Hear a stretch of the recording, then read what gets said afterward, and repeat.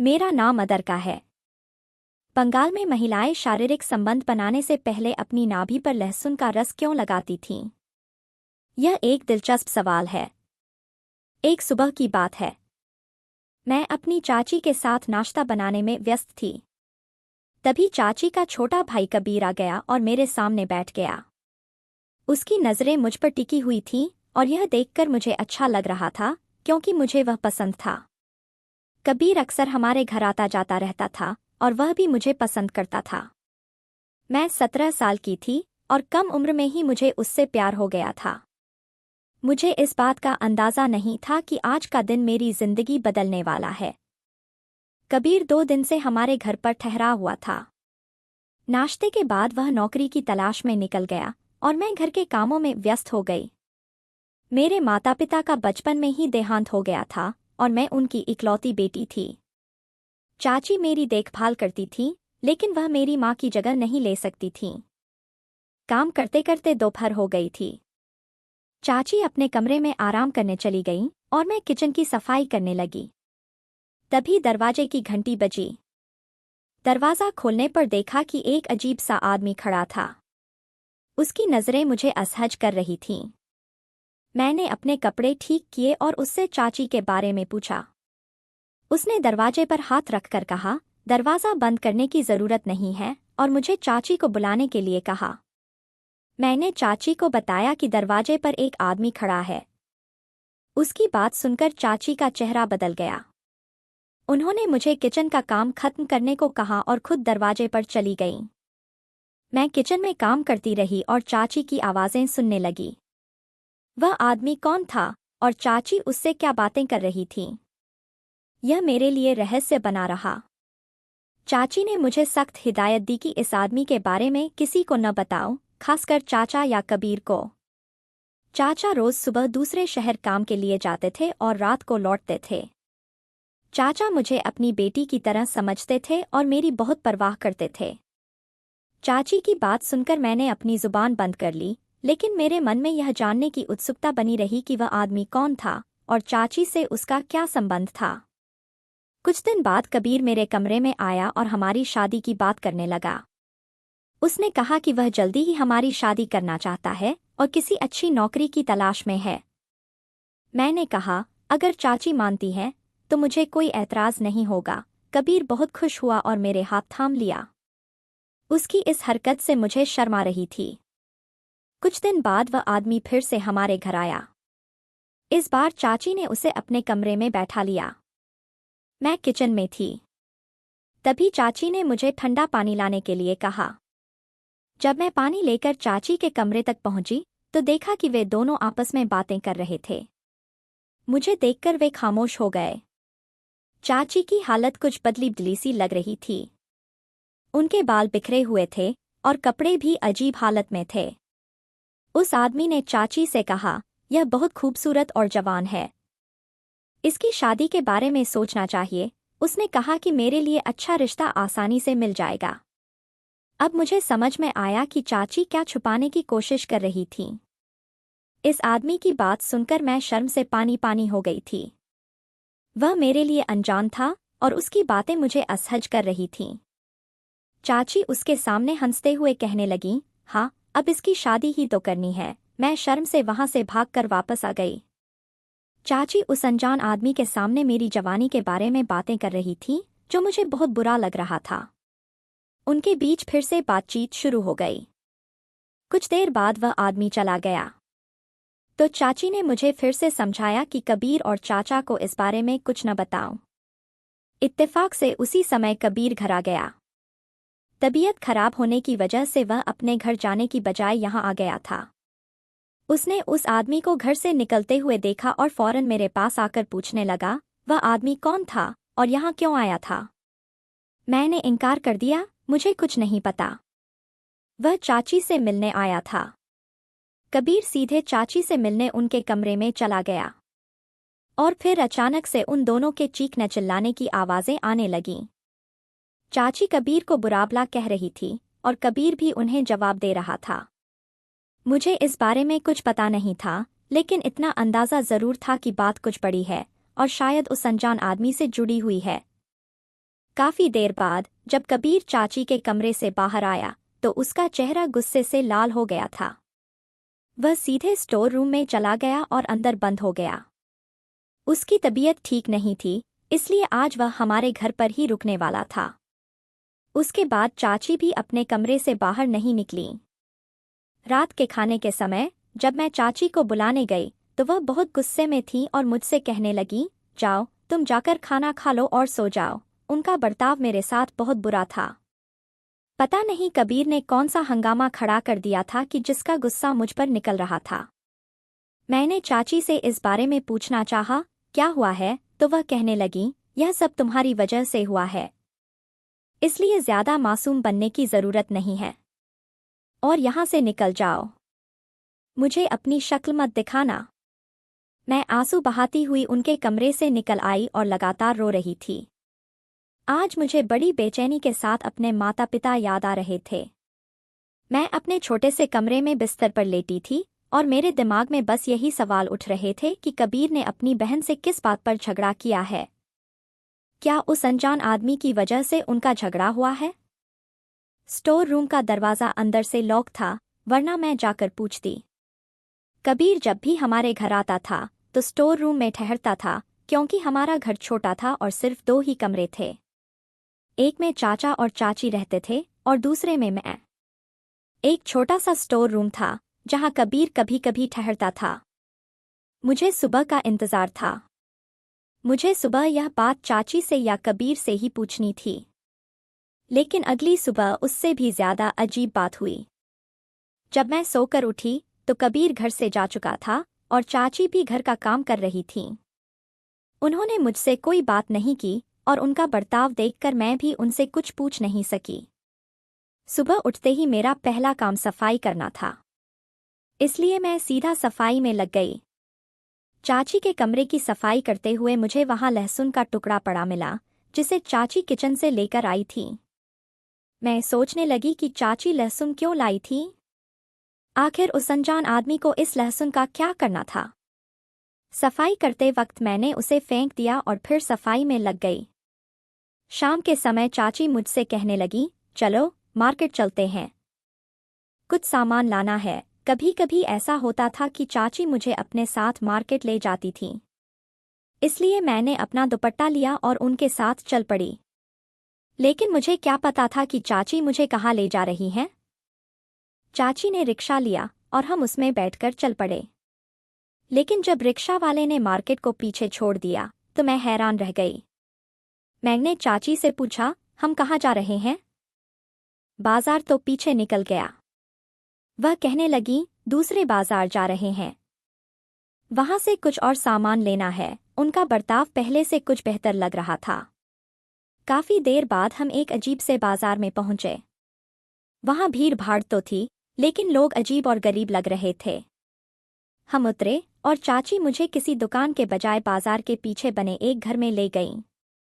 एक बड़ी उम्र की औरत ने दरवाज़ा खोला और चाची को देखकर मुस्कुरा दी। चाची कहने लगी, इसे अपने पास रखो, मैं माल की सही दाम लगवा कर आती हूँ। मैंने चाची को परेशानी से देखा कि वह मुझे अपने साथ ले जाने के बजाय यहाँ क्यों छोड़कर जा रही हैं। चाची ने मेरा चेहरा देखा और कहने लगी, परेशान मत हो, यह भी तुम्हारी चाची ही है, तुम यहाँ आराम से बैठो, मैं बस थोड़ी देर में वापस आती हूँ। इतना कहकर वहां से चली गई। वह औरत मुझे घर के अंदर ले गई और दरवाज़ा बंद कर दिया। जैसे ही वह मुझे अंदर लेकर जाने लगी, मेरी आंखें खुली की खुली रह गईं।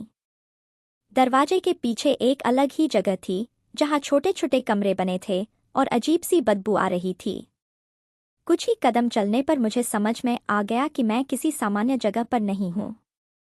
दरवाज़ों के पास छोटी छोटी पोशाकें पहनी हुई लड़कियां खड़ी थीं, जो मुझे देखकर मुस्कुरा रही थीं। उनके कपड़े और चेहरों पर भरा हुआ मेकअप एक अलग ही सच्चाई बयां कर रहा था। मैं रुक गई और उस औरत से कहा, मुझे वापस जाना है, मैं अंदर नहीं जाना चाहती। मेरी बात सुनकर वह जोर से हंसी और बोली, यहाँ अंदर आने का तो रास्ता है, लेकिन बाहर जाने का कोई रास्ता नहीं है। तुम्हारी चाची तुमसे छुटकारा पाकर जा चुकी हैं, अब न वह लौट कर आएंगी और न ही तुम यहाँ से बाहर जा सकोगी। यह मेरी दुनिया है। यहाँ मेरा राज चलता है। तुम भी अब यहाँ रहोगी और मेरा कहना मानना पड़ेगा।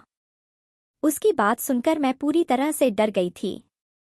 उसने मेरा हाथ पकड़ा और मैंने उसे छुड़ाने की कोशिश की, लेकिन उसने मेरी कमीज पकड़कर जोर से खींचा, जिससे मेरी कमीज फट गई। फिर उसने मेरे मुंह पर जोरदार थप्पड़ मारा और मैं जमीन पर गिर पड़ी। मेरे मुंह से खून निकलने लगा। वह मेरे पास बैठकर बोली, तुम्हारी चाची तुम्हें यहाँ बेचकर गई हैं। अब तुम मेरी खरीदी हुई गुलाम हो। मैंने तुम्हारी अच्छी कीमत दी है। अब जाकर तैयार हो जाओ। रात को ग्राहक आएंगे और तुम्हें भी लाइन में खड़ा होना होगा। उसने एक औरत को बुलाया और मुझे उसके हवाले कर दिया। उस समय मैं सदमे में थी। मुझे समझ नहीं आ रहा था कि मैं क्या करूं। मेरी चाची, जो मुझे माँ की तरह प्यार करती थी, ऐसा कैसे कर सकती हैं? मैं चाहकर भी उस औरत की बात पर यकीन नहीं कर पा रही थी। मुझे ऐसा लग रहा था जैसे यह एक बुरा सपना है और जल्द ही मेरी आंख खुलेगी और सब ठीक हो जाएगा। लेकिन यह सपना नहीं, बल्कि जिंदगी की एक कड़वी सच्चाई थी। वह औरत मुझे एक अंधेरे कमरे में ले गई। उसने एक सुगंधित पानी तैयार किया और मुझे नहाने के लिए मजबूर किया। मेरे चीखने, चिल्लाने और रोने का उस पर कोई असर नहीं हुआ।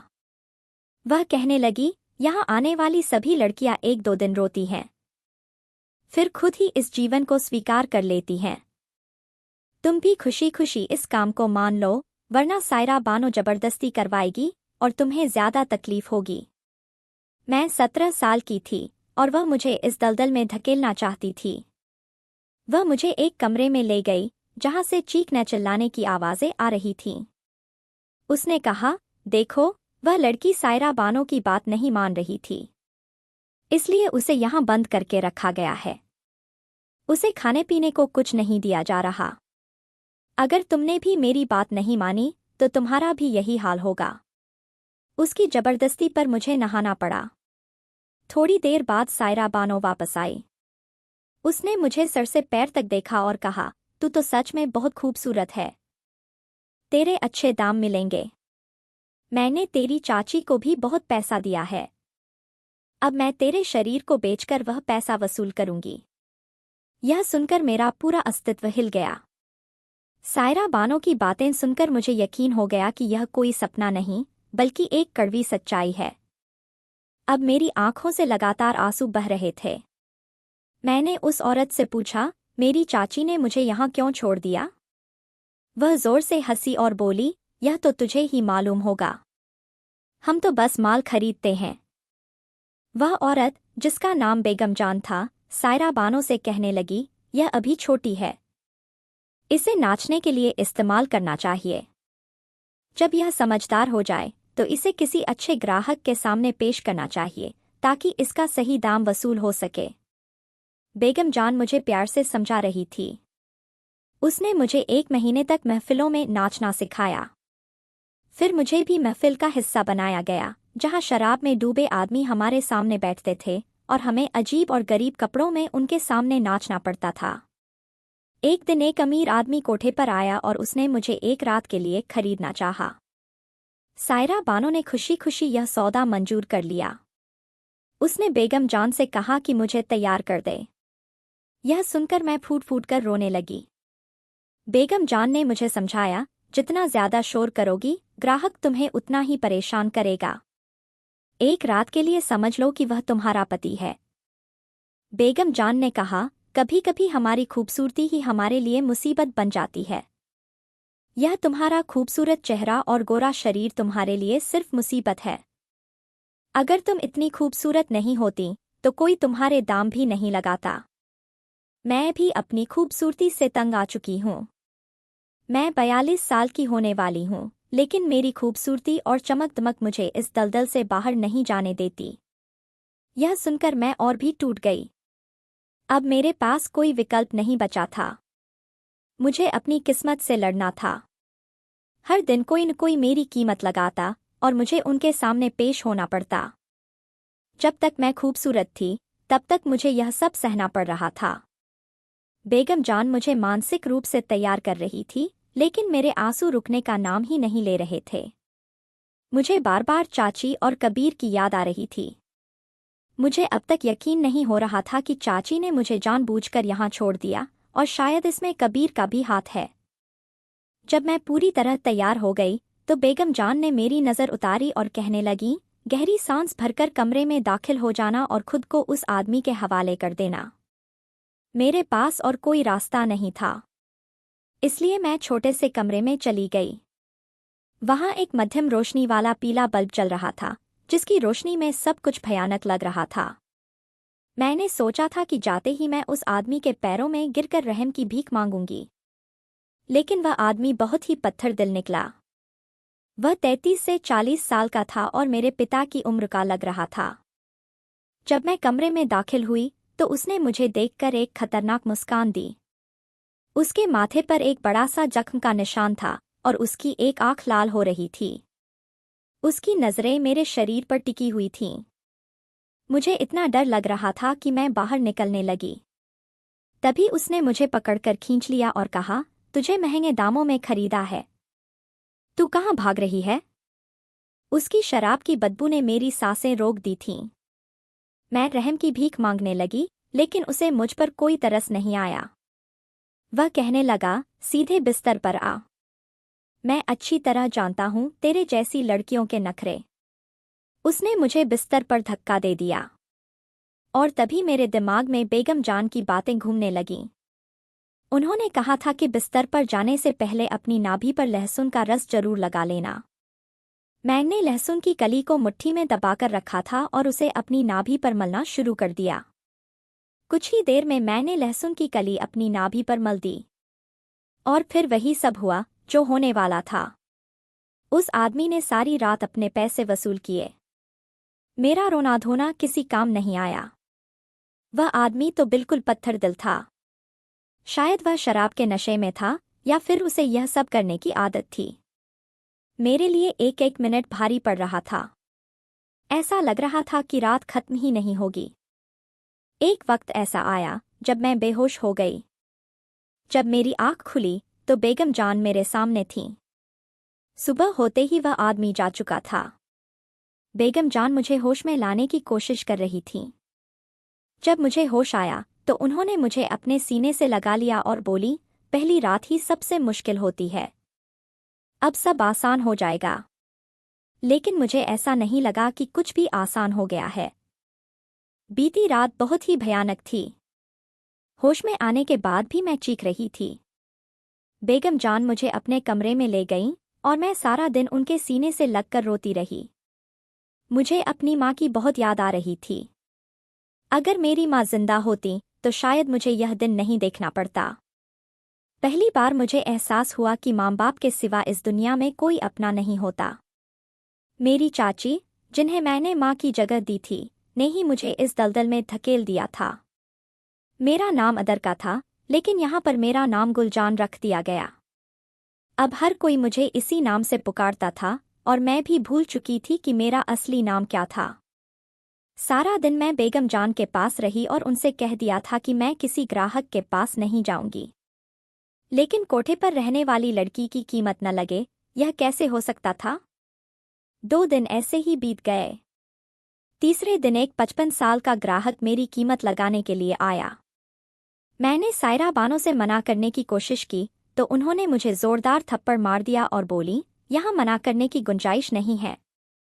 अगर तू नहीं जाएगी तो मैं खुद तुझे ग्राहक के सामने पेश करूंगी। मुझे मजबूरन सायरा बानो की बात माननी पड़ी।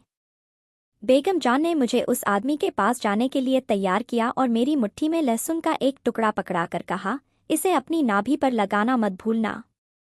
मैंने खामोशी से लहसुन पकड़ा और उस कमरे की ओर बढ़ गई। रात चुपचाप उस बूढ़े के साथ बिता दी। अब की बार मैंने कोई शोर शराबा नहीं किया। बेगम जान की बात सही साबित हुई। जब मैंने शोर नहीं मचाया तो ग्राहक ने भी मुझे परेशान नहीं किया। लेकिन बिस्तर पर जाने से पहले मैंने अपनी नाभि पर लहसुन का रस लगा लिया था। इस लहसुन का क्या महत्व था, यह मुझे नहीं पता था। लेकिन बेगम जान ने मुझे इसे लगाने के लिए कहा था। अब यह हर रोज का सिलसिला बन गया। मुझे अभी भी कबीर की याद आती थी। क्या उसने मेरी गुमशुदगी पर अपनी बहन से कोई सवाल नहीं किया होगा? क्या उसने मुझे कभी नहीं ढूंढा, या अब वह मुझे भूल चुका है? बस मैं इन्हीं सवालों के जवाब खोजती रहती थी। एक दिन जब ग्राहक चला गया तो मैं चुपचाप बेगम जान के कमरे में चली गई। बेगम जान मुझे देखकर मुस्कुराईं और धीरे से बोली, क्या तुम ग्राहक के पास जाने से पहले अपनी नाभि पर लहसुन का रस लगाती हो? मैंने हमें सिर हिलाया। बेगम जान ने कहा, तुम मेरी बेटी की उम्र की हो। मैं तुम्हें अपनी बेटी की तरह समझती हूँ। लेकिन मैं तुम्हें इन लोगों से नहीं बचा सकती। तुम्हारी पहचान अब बदल गई है। अगर तुम यहाँ से भागने की कोशिश भी करोगी तो यह समाज तुम्हें जीने नहीं देगा, क्योंकि अब तुम एक धंधा करने वाली औरत बन चुकी हो। बेगम जान मुझे हमेशा समझाती थी कि बाहर की दुनिया के बारे में मत सोच। मैंने उनकी बातों को दिलो दिमाग में बसा लिया था। इस तरह 8 महीने बीत गए। अब तो मुझे इस काम की आदत हो गई थी। मैं बस जानती थी कि ग्राहक मेरा इंतजार कर रहा है और मैं खुद को तैयार कर लेती थी। जो मैं कभी कबीर की दुल्हन बनने के सपने देखती थी, अब हर रात किसी न किसी मर्द की दुल्हन बन जाती थी। लेकिन हर रात बेगम जान मुझे लहसुन पकड़ाती थी और कहती थी, बिस्तर पर जाने से पहले इसे अपनी नाभि पर लगा लेना।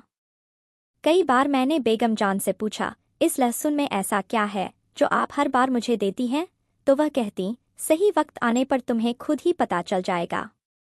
याद रखना, किसी भी ग्राहक के पास जाने से पहले लहसुन का इस्तेमाल जरूर करना। काफी दिनों से देख रही थी कि बेगम जान बीमार थी, लेकिन वह अपना इलाज नहीं करा रही थी। वैसे भी हम जैसी औरतों का इलाज मुमकिन कहाँ है? हमारा तो यहाँ कोई अपना ही नहीं है जो हमारी फिक्र कर सके। मेरी फिक्र करने वाली यहाँ सिर्फ बेगम जान थी। अगले ही दिन सायरा बानो मेरे पास आई और कहने लगी, रात को तैयार रहना, तुम्हारे पास एक ग्राहक आएगा। यह कहकर वह चली गई और मैं तैयार होने लगी। अब मुझे इस दुनिया की आदत हो गई थी। जब मैं पूरी तरह तैयार हो गई तो बेगम जान फिर आई और मुझे लहसुन का टुकड़ा पकड़ाया। आज मैंने सोच लिया था कि आखिर बेगम जान मुझे लहसुन क्यों देती है, यह पूछ कर ही रहूंगी। लेकिन मुझे ग्राहक के पास जाने में देर हो रही थी, इसलिए मैंने सोचा कि वापस आकर पूछूंगी। जब मैं ग्राहक के कमरे में पहुंची और लहसुन का रस अपनी नाभि पर लगाया तो मैंने देखा कि वहां कबीर बैठा हुआ था, नशे में धुत। मुझे देखते ही वह चौंक गया और बोला, अदरका, तुम यहाँ क्या कर रही हो? मैंने तुम्हें कहाँ कहाँ नहीं ढूंढा। मैंने उसे धक्का दिया और कहा, मैं अदरका नहीं हूँ, मेरा नाम गुलजान है। मेरी इज्जत लुट चुकी थी और इस कोठे पर सालों से मेरी इज्जत नीलाम हो रही थी। कबीर ने मेरे कंधों को पकड़कर मुझे झकझोरा और कहा, मैं अच्छी तरह जानता हूं कि तुम ही अदरका हो। यहाँ तक कैसे पहुंची? मैंने उसे पूरी कहानी सुनाई कि उसकी बहन ने ही मुझे यहाँ पहुंचाया था। यह सुनकर वह मेरे कदमों में गिरकर रोने लगा और कहने लगा, जब उसकी बहन को हमारे अफेयर के बारे में पता चला, तभी से उसने मुझसे नफरत करनी शुरू कर दी थी। उसने बताया कि उसकी बहन अक्सर अजनबी आदमियों को अपने फायदे के लिए घर बुलाती थी, क्योंकि उसके पति ज्यादातर घर से बाहर रहते थे। कबीर को यह सब पता था और उसने अपनी बहन को कई बार समझाने की कोशिश की, लेकिन वह नहीं मानी। अगले ही दिन उसकी बहन ने कबीर से कहा कि मैं किसी लड़के के साथ भाग गई हूँ। कबीर को यकीन नहीं हुआ, लेकिन उसकी बहन ने उसे यकीन दिलवा दिया। उसने मुझे ढूंढने की बहुत कोशिश की, लेकिन नाकाम रहा। उसने अपने जीजा जी को भी बताया कि उनकी भतीजी भाग गई है। कबीर मुझसे माफी मांगने लगा कि उसने मुझे ज्यादा ढूंढने की कोशिश नहीं की। उसने बताया कि मेरी चाची बहुत बीमार हैं और बिस्तर पर पड़ी हुई हैं। उन्हें उनके किए की सजा मिल चुकी है। उसने कहा कि मेरी चाची ने अपनी गलती छुपाने के लिए मुझे इस कोठे पर छोड़ दिया था। कबीर ने मुझे अपने साथ ले जाने की जिद की, लेकिन मैंने मना कर दिया। वह चुपचाप वहां से चला गया, क्योंकि वह जान चुका था कि अब मैं एक वेश्या बन चुकी हूँ और इस हालत में वह मुझे कभी स्वीकार नहीं करेगा। कबीर ने खुद को शराब में डुबो लिया और कोठे पर आने लगा। वह उस रात भी शर्मिंदा होकर चला गया और मैं बेगम जान के कमरे में चली गई। जब मैं वहां पहुंची तो देखा कि बेगम जान जमीन पर पड़ी हुई थीं। उन्हें छूकर देखा तो उनका शरीर ठंडा हो चुका था। मेरी आंखों से आंसू नहीं रुक रहे थे। मैं बेगम जान को ही अपना सब कुछ मानती थी और आज वे मुझे छोड़कर जा चुकी थीं। उनकी मुट्ठी में एक चिट्ठी थी जिसमें उनकी पूरी कहानी लिखी हुई थी कि वे किस तरह से इस कोठे पर आईं और उन्होंने अपनी जिंदगी कैसे गुजारी। चिट्ठी में लिखा था कि लहसुन के रस को नाभि पर लगाने से औरत कभी भी गर्भवती नहीं होती और वह तरह तरह की बीमारियों से भी दूर रहती है। बेगम जान को यह सब पहले से पता नहीं था, इसलिए वे इतनी ज्यादा बीमार हो गई थीं। जब बेगम जान को यह बात पता चली तो उन्होंने यह नुस्खा मुझ पर आजमाना शुरू कर दिया, क्योंकि उन्हें मेरी सेहत की बहुत चिंता थी। इसलिए वे हर बार मुझे लहसुन देती थी और कहती थी कि इसे अपनी नाभि पर जरूर लगाना। अब बेगम जान इस दुनिया से जा चुकी हैं और अब कोई मुझे लहसुन नहीं देगा। मैं इस कोठे पर अपनी बाकी की जिंदगी बिता रही हूँ, लेकिन आज भी मुझे बेगम जान की याद आती है। लहसुन का रस अपनी नाभि पर लगाने से मुझे आज तक कोई बीमारी नहीं हुई है और न ही मैं किसी ग्राहक से गर्भवती हुई हूँ। अगर आपको हमारी कहानी पसंद आई हो तो वीडियो को लाइक करें और चैनल को सब्सक्राइब करें। नोटिफिकेशन बेल को भी दबाएं ताकि अगली अपडेट सबसे पहले आपको मिले।